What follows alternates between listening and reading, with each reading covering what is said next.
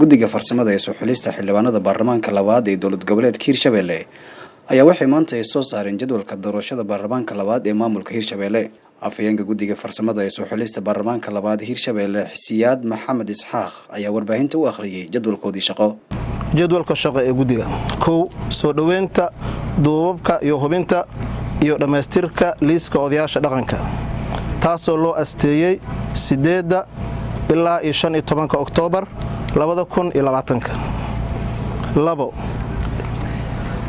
dhamaystirka howlaha qabanqaabada xulista iyo u diyaar garowga doorashada Hirshabelle waxaa loo asteeyay 16 ilaa 20 Oktoobar 2020.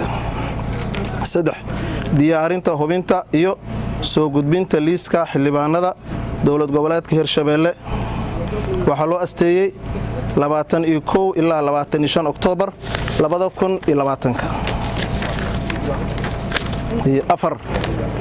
4 xalinta khilaafaadka la xiriiro liiska xildhibaanada waxaa loo asteeyay 26 ilaa 28 Oktoobar 2020. 5 xafladda dhaarinta xildhibaanada baarlamaanka labaad ee dowlad goboleedka Hirshabelle waxaa loo asteeyay 31 Oktoobar 2020.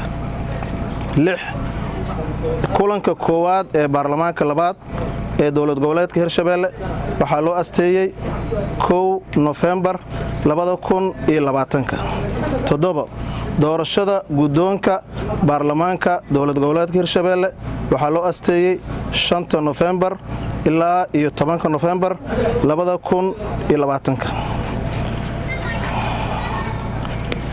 dhammaan wuxuu guddiga mahad u celinayaa saxaafadda qaybaheeda kala duwan iyo bulshada deegaanka dowlad goboleedka Hirshabelle waxaana rajaynaynaa insha Allah tacaala hawsha guddiga loo igmaday in ay u dhacdo sida noo jadwalaysan waana mahadsantihiin.